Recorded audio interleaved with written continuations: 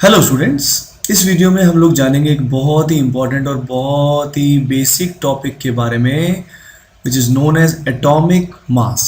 यानी किसी एटम का मास क्या होता है, कैसे उसको मेज़र करते हैं।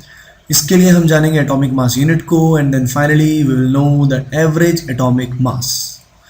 तो देखिए स्टूडेंट, सबसे पहले एटॉमिक मास के बारे में बात करते हैं। तो एटॉमिक मास वर्ड जो है ये खुद एक्सप्लेनेशन अपने आप कर देता है। एटॉमिक मास का मतलब है मास ऑफ एन एटम। एक एटम का जो मास होता है उसको बोलते हैं एटॉमिक मास। अब देखिए, जो मैटर हमारे आसपास है, ये जो फ़ोन की स्क्रीन जो आपने देख रहे हो, जो आप खुद हो, एवरीथिंग अराउंड अस, ये सब क्या है? मैटर है। ये मैटर एक्चुअल में बना किससे होता है? Matter is form of atoms. अब एटम सारे सेम तो होते नहीं। कोई एटम कार्बन का होता है, कोई एटम हाइड्रोजन का होता है, कोई नाइट्रोजन का, कोई ऑक्सीजन का, कोई सल्फर का, कोई फास्फोरस का। इस तरीके से बहुत सारे एटम्स होते हैं। अब ये जो एटम्स होते हैं, ये एटम्स बहुत ही स्मॉल होते हैं। They are very very small. अब इतने छोटू अगर ये होंगे तो इनका जो मास होगा that is very very small. वो क्या होगा? बहुत ही छोटा होगा।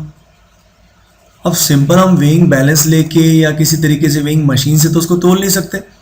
यानी एटॉमिक मास को कैलकुलेट करना इतना सिंपल नहीं होता, बल्कि पहले तो अपने पास इतनी एडवांस टेक्निक्स नहीं थी। लेकिन आज के केस में in the modern world we have a instrument known as mass spectrometer. ये जो लेफ्ट में आपको पिक दिखाई दे रही है, it is the pic of mass spectrometer. ये जो स्पेक्ट्रोमीटर है, इसकी हेल्प से हम एक्चुअल में एटॉमिक मास को कैलकुलेट कर सकते हैं बिल्कुल प्रिसाइजली। यानी एग्जैक्टली क्या मास है, ये हमें इसकी हेल्प से एक्चुअल में पता लगता है। अब ये कैसे फंक्शन करता है, ये तो हायर स्टडीज़ में हमें पता लगता है। तो एक्चुअल में हम क्या करते हैं, आइए देखते हैं। तो देखिए, अब हम जानते हैं कि present system of atomic masses क्या होता है, कैसे हम एटॉमिक मासेस को मेज़र करते हैं। तो देखिए, ये जो सिस्टम है ये 1961 में अडॉप्ट किया गया। इस सिस्टम के अकॉर्डिंग जो कार्बन होता है, कार्बन एटम, ये दुनिया में सबसे ज़्यादा प्रेवलेंट है। हमारे जो आसपास सारा मैटर है, majority of that is made up of carbon. अब कार्बन एटम के कई सारे आइसोटॉप जो होते हैं वो दुनिया में एग्जिस्ट करते हैं। जैसे कार्बन 12 होता है, कार्बन 13 होता है। तो कार्बन 12 जो आइसोटॉप होता है, ये कार्बन का सबसे एबंडेंट आइसोटॉप होता है। तो अब उस स्टैंडर्ड के हिसाब से क्या किया गया, ये जो कार्बन एटम है, बोला गया कि कार्बन एटम का जो भी मास है उस मास को हम बोल देते हैं 12 एटॉमिक मास यूनिट्स। यानी कार्बन को हमने असाइन किया, हमने स्टैंडर्ड बनाया कि कार्बन एटम के अंदर 12 एटॉमिक मास यूनिट होते हैं। अगर कार्बन के अंदर 12 एटॉमिक मास यूनिट होते हैं, इसका मतलब क्या हो गया? 1 एटॉमिक मास यूनिट क्या हुआ? 1 एटॉमिक मास यूनिट हुआ ये जो 12 है इसका 1/12। यानी कार्बन 12 एटम का जो एक्चुअल में मास होगा उसका 1/12 जो हिस्सा होगा ये होगा एटॉमिक मास यूनिट। और इसी एटॉमिक मास यूनिट के रेफरेंस से हम सारे एटम्स को वे करते हैं, उसको हम तोलते हैं। तो आइए देखते हैं लेफ्ट में पिक। लेफ्ट में इस पिक को अगर आप ध्यान से देखें तो हमने एक वेइंग बैलेंस लिया हुआ है। इसमें जो ये राइट साइड में है ये है carbon atom, most common carbon atom. इस कार्बन एटम को हमने 12 AMUs असाइन किए हैं। इन AMUs को बॉटल्स की तरह यहाँ पे माना गया है कि लेट अस से ये बॉटल्स हैं। तो अगर आप ध्यान दें तो 12 बॉटल्स हैं। तो रैपिडली इनको असाइन किया गया कि 12 जो ये बॉटल्स हैं ये इस कार्बन एटम के इक्वल होंगी। तो एटॉमिक मास यूनिट जो होगी इट इज 1/12। इसका 1/12 जो हिस्सा होगा उसको असाइन किया गया कि भाई ये है एटॉमिक मास यूनिट।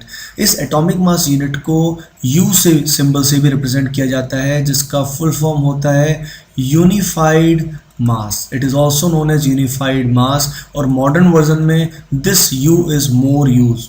तो आइए अब हम देखते हैं कि जो 1 एटॉमिक मास यूनिट है इसकी वैल्यू कितनी आती है। 1 एटॉमिक मास यूनिट की जो वैल्यू एक्चुअल में आती है it is equal to 1.66 into 10 की पावर -24 ग्राम्स।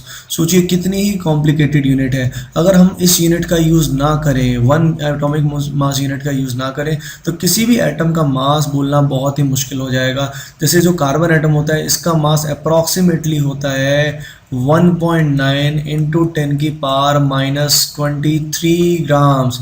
यानी कार्बन का जो 12 वाला आइसोटॉप है, इसका जो एटॉमिक मास होता है एक्चुअल में इट इज़ 1.9 इंटू 10⁻⁻23। अब ये बोलना बहुत टफ रहेगा सबके लिए, हम इसको याद भी नहीं कर पाएंगे, तो इसको कन्वीनियंट करने के लिए हमने इसको क्या बना दिया, स्टैंडर्ड बना दिया, जिसके हिसाब से हम हर एटम को वे कर सकते हैं। इसकी वैल्यू आई 1.66 इंटू 10⁻⁻24।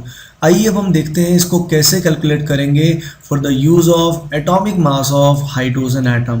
तो देखिए हाइड्रोजन एटम जो होता है, एच एटम जो होता है, इसका एटॉमिक मास जो पाया गया है वो होता है 1.6736 इंटू 10⁻⁻24 ग्राम्स।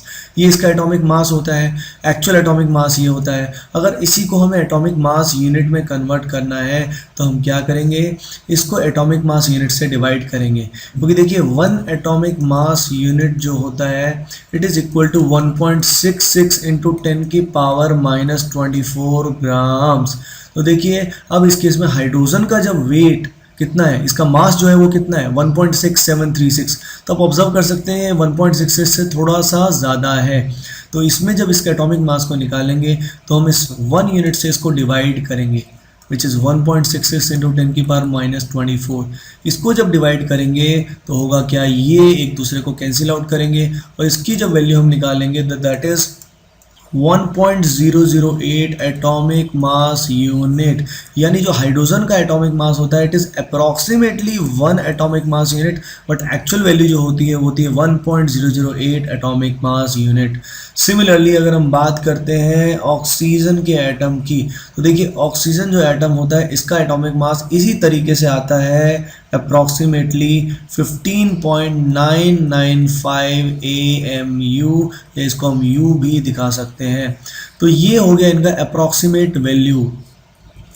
आइए अब जानते हैं एवरेज एटॉमिक मास के बारे में। What is average atomic mass? तो एटॉमिक मास तो आपने जान ही लिया, ये it is the mass of an atom in atomic mass units.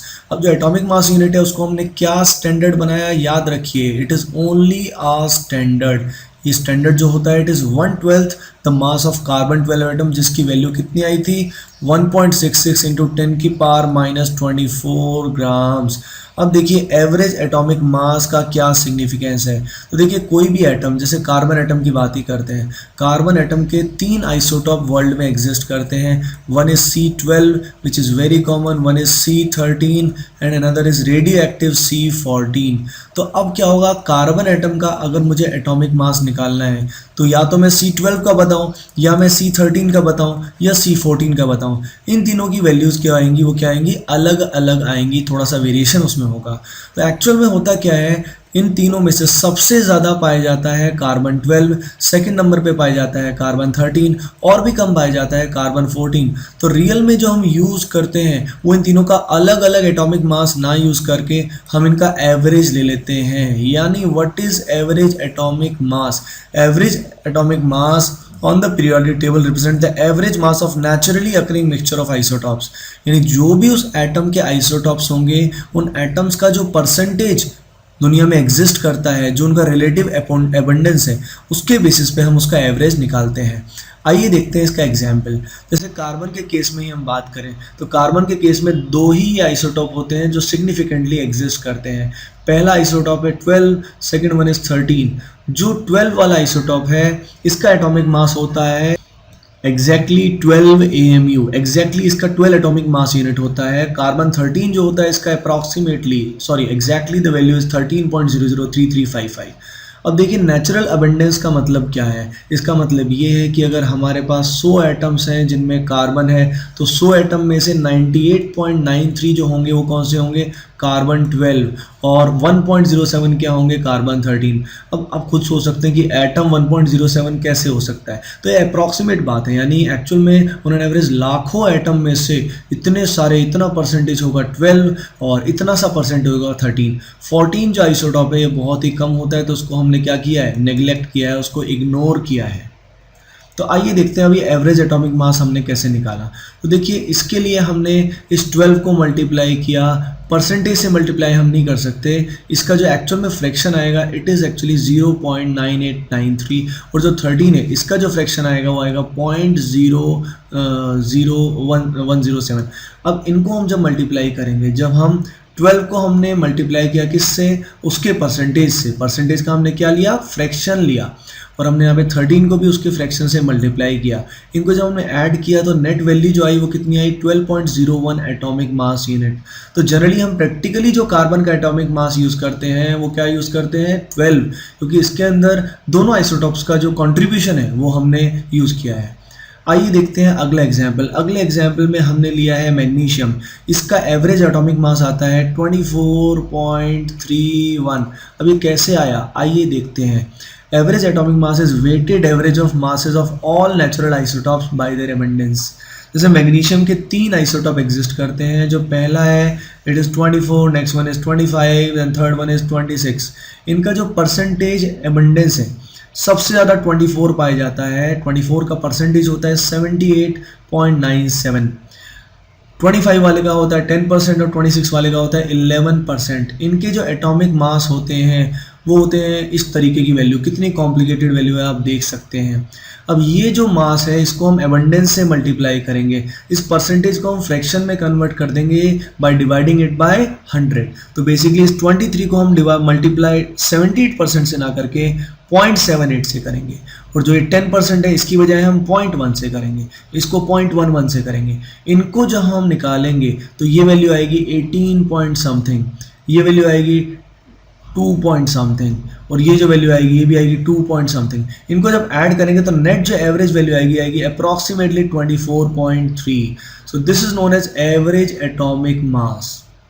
तो students, let us revise what you have learned so far in this lecture, in this very important video. आपने बहुत ही basic सी बात जानी है कि कोई भी मैटर होता है, कोई भी एटम होता है, उसका मास होता है एटॉमिक मास। उस मैटर में जो एटम होता है उसका नाम मास होता है एटॉमिक मास।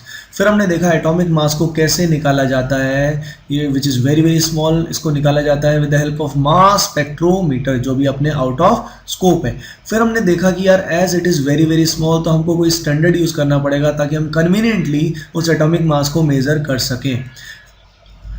फिर हमने देखा कि यहाँ पे हमने स्टैंडर्ड जो लिया है वो लिया है कार्बन का सबसे ज़्यादा एबंडेंट आइसोटॉप जो होता है C12, जिसको असाइन किए गए 12 एटॉमिक मास यूनिट। यानी 1 एटॉमिक मास यूनिट क्या हुआ, इस पूरे एटम का जो मास होगा उसका 1/12 हिस्सा, जिसकी वैल्यू आई कितनी 1.66 × 10⁻⁻24 ग्राम्स। इमेजिन कीजिए कितना कम होता है। फिर हमने कैलकुलेट किया atomic mass of hydrogen in presence of in terms of atomic mass unit which is approximately 1 approximately। फिर हमने कैलकुलेट किया ऑक्सीजन का atomic mass unit. Then we have seen average atomic mass unit which depends on the natural abundance of atomic atoms and isotopes. जैसे carbon का है isotope, carbon का 12 है, 13 है। फाइनली वी हैव लर्न कि magnesium का हमने एवरेज एटॉमिक मास कैसे निकाला। तो देखिए स्टूडेंट्स, ये चीज़ आपको अच्छे समझ में तब आएगी जब आप इनको निकाल के देखेंगे और सॉल्व करके अच्छे से देखेंगे। So guys, I hope you like this video. Please share and subscribe. Thank you.